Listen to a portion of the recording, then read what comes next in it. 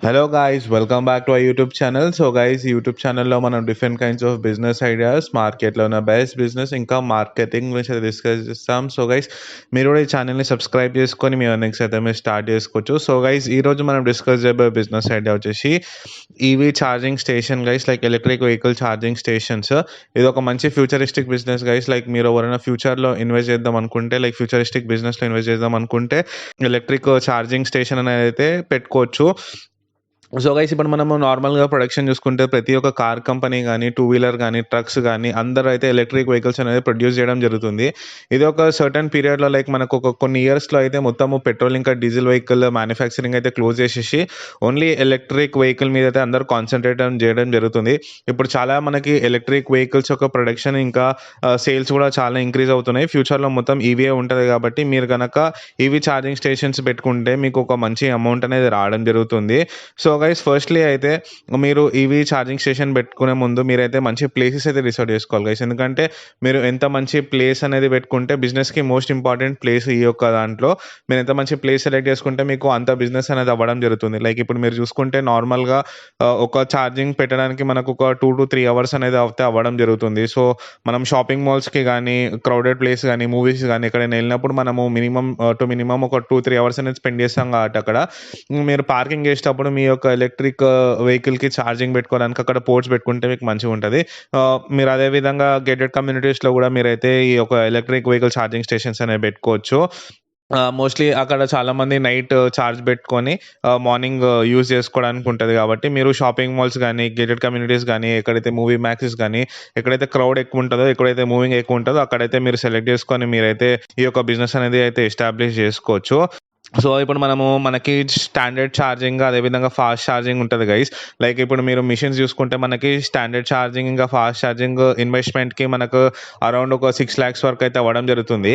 ఇదే విధంగా మీరు ఒక 4 స్పీడ్ ఛార్జింగ్, అదేవిధంగా 2 లో అంటే స్టాండర్డ్ ఛార్జింగ్ పెట్టుకుంటే మీకు ఒక 10 lakhs వరకు ఇన్వెస్ట్మెంట్ అయితే అవ్వడం జరుగుతుంది గైస్.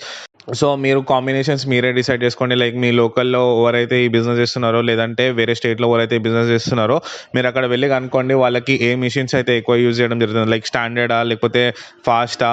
మిషన్స్ అనేవి మీరే సెలెక్ట్ అయితే చేసుకోవాల్సి ఉంటుంది guys. Like different variations, like మీరు స్పీడ్ ఎన్ని పెడదాం అనుకుంటున్నారు, లో ఎన్ని పెడదాం అనుకుంటున్నారు, అట్లా అయితే సెలెక్ట్ చేసుకోండి. మీరు సెలెక్ట్ చేసుకునే ప్లేస్లో గైస్ లైక్ ఒక 6 వెహికల్స్, కార్స్ పడేటట్టు అయితే చూసుకోండి.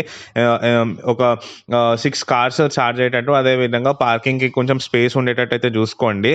దీంట్లో గైస్ మీరైతే ఛార్జెస్ అనేవి నార్మల్గా ఛార్జింగ్కి ఛార్జ్ చేయొచ్చు, అదేవిధంగా ఇన్ఫ్రాస్ట్రక్చర్ కూడా స్టార్ట్ చేయొచ్చు, అదేవిధంగా క్లీనింగ్ సర్వీసెస్ కూడా మీరు ఛార్జ్ చేయొచ్చు గైస్.